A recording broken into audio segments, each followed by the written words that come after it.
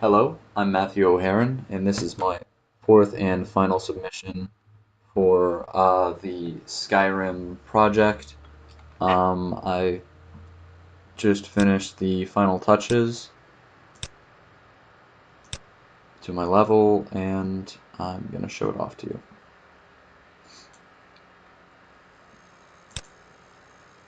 Okay, so I'm not at the place right now. However, uh, I can fast travel there with the fast travel mark.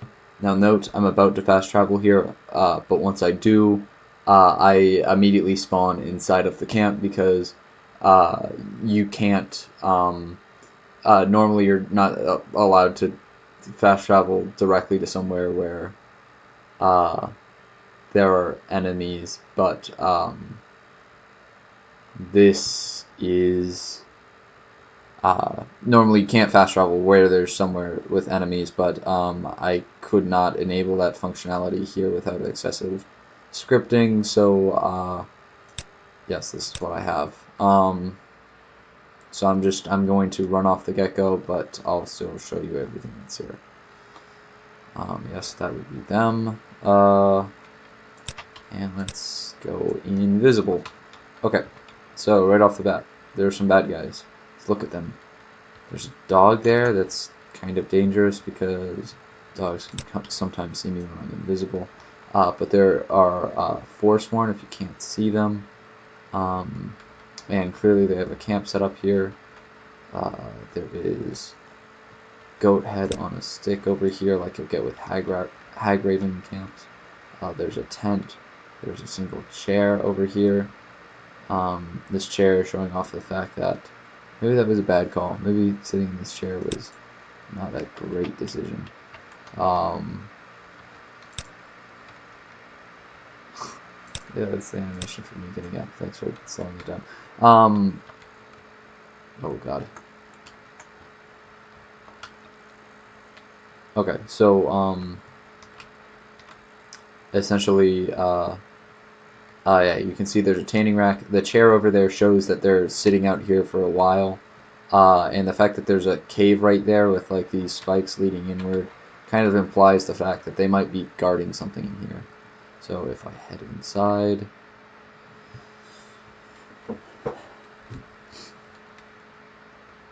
you can see that there's kind of a small setup in here. That's kind of a shrine, but we'll get to it in a second. You can see one of them's cooking in a pot, the other one is just kind of chilling out over here, hanging out. There's some stuff on that table. Here, I'll have them attack each other.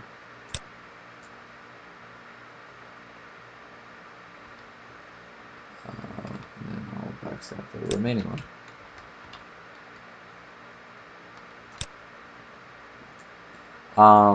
Okay, so Forsworn are in here. On this table, there's a book called Gods and Worship, and then there's a sack, a coin purse, a couple barrels with food in it. You know, boring living necessities, sleeping bedrolls. But although it's all boring, it does heavily imply that they've been here for a while and they live here.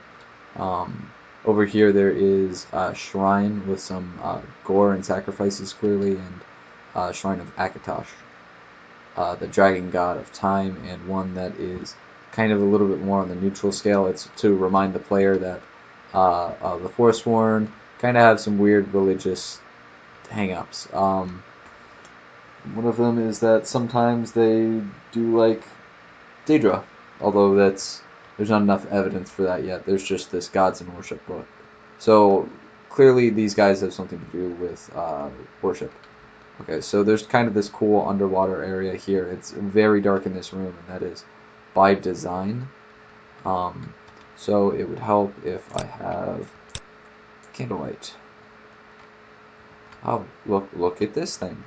Oh, look at that. There's a eagle.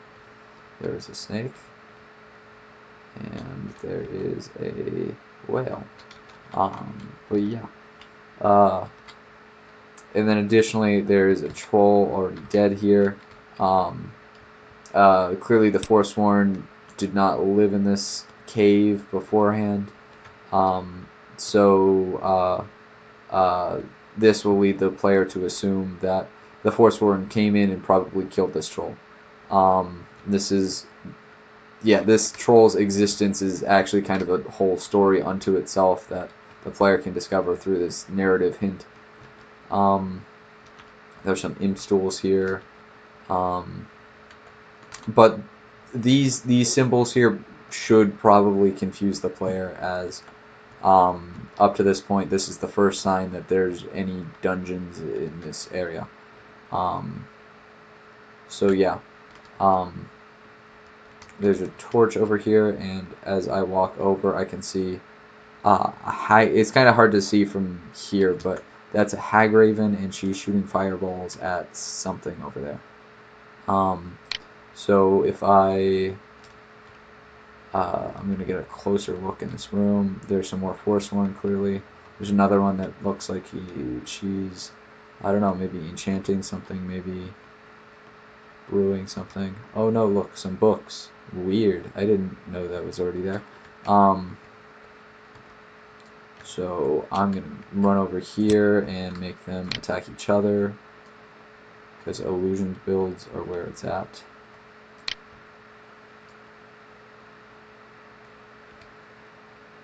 Oh god.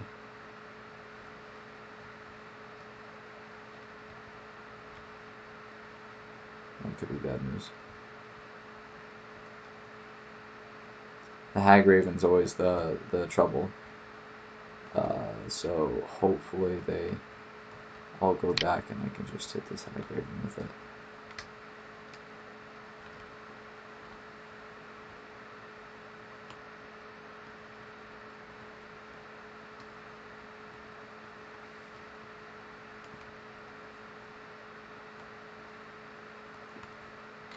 Here, and I'll have my dagger out for when I need it.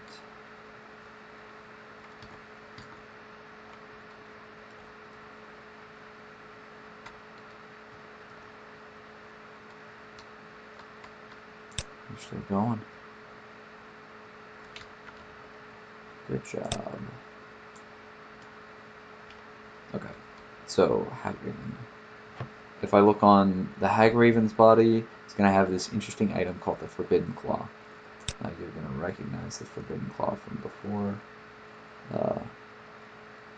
from all of the other claw missions.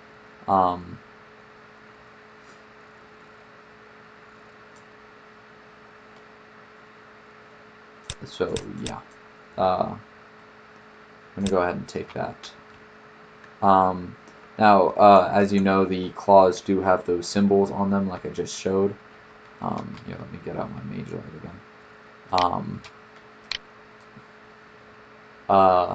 But as you can see by the rings here, it's incompatible with the ones on the claw. So they probably thought that they were clever with the claw thing, but they couldn't figure out where the wolf one was, and they felt like duped. So before I move on to that, there's two books here. One of them, Spirit of the Daedra, and the other one's Aedra and Daedra. And she was intently reading it, so it sort of implies that they're studying Daedra for whatever reason over here. So of course we already know the combination is actually eagle, snake, whale. And once I give that combination a try, it will turn all back to eagle, and then we'll open up.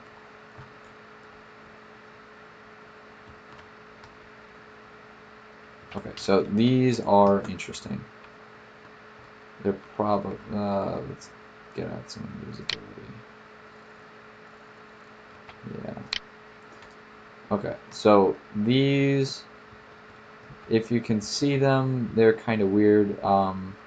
They just look like they're like kind of fog clouds with eyes and these swords. They're called Spirit of Sendar. Now this dungeon's supposed to belong to Stendar. Yike. Okay, so the dungeon is supposed to belong to Stendar. But Stendar's kind of against both Daedra and the undead. So instead, I kind of have this weird like ghost guardian thing. Yeah, and I thought it was a pretty valid representation. It came out pretty well. If I look on the items, oh look, it's an amulet of Sendar and some alteration gear. It's like they're, worshippers of Sendar or something weird. Let's switch to Frenzy. Okay, so clearly, Stendar made this place, locked it away, but we're still trying to figure out why, and what was locked away, other than these guardians here. I'll get them to. Oh, that one's too strong. That one's not. Yeah, these spirits have more powers than the others.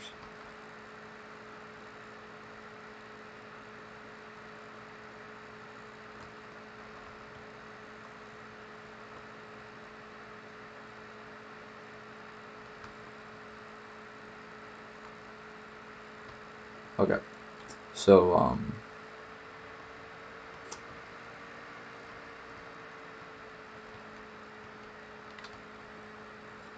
yeah. Now while they are all attacking each other, I'll walk over here and I'll see that there's a note. I'll read the note. To whoever is reading this, it cost us the Lord of Mercy's followers much time and many lives to lock Abaddon away. His youthful Daedric power is beyond death in battle, but we hope that our prison will contain him until time kills him. Do not proceed. Go ahead and take that. I'll sneak back down, make sure that they're not looking.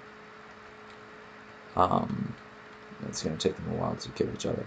So yes, clearly the followers of Stendar have locked away someone called Abaddon, and he's probably a Daedra.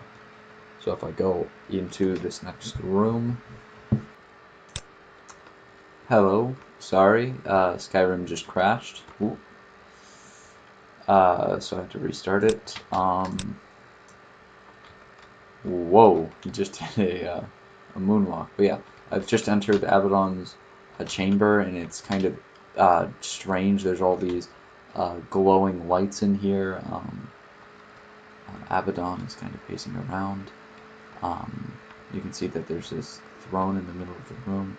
There's these really cool statues of Malachite. I believe his name is Malachite, something. And clearly they're Daedric. So he is very tough to beat, as that is an enchanted, strongly enchanted fire warhammer, and he has the stats of a Dreadball Lord. So I am required to proceed. It should be noted that these doors unlock in any combination. It's less of a combination lock and more of just a key lock, but the key is the claw. Okay, so in this room, there's a loot. Lots of it. I'm not going to take any of it because I don't have the carrying capacity for it. But yeah, it's some really good loot.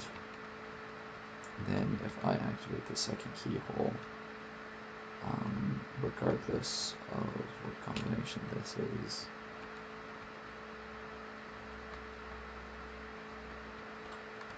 I can proceed, and I'll open Skyrim.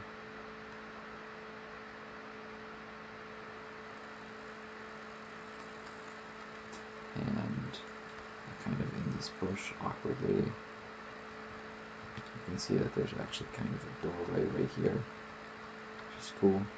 It's like a little trap door. Yeah, and you can angle it around a little bit to get to it. But if I look around, I don't recognize this place. Oh my gosh! I can check my map to see where I am, and as you can see, I'm just a little ways away from Abaddon's Bastille, which is where we were before. And I'm actually just beyond the hill that you came from. So if I go around this way, following this path,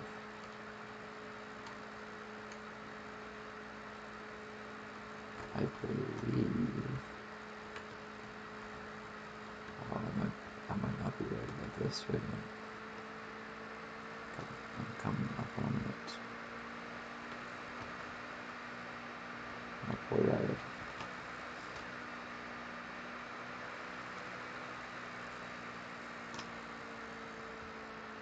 Somewhere around here.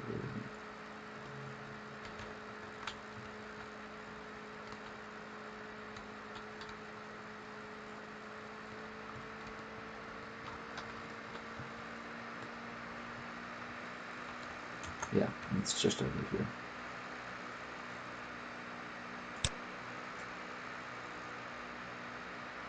Okay, yeah, that's my video. Please remember to like and subscribe.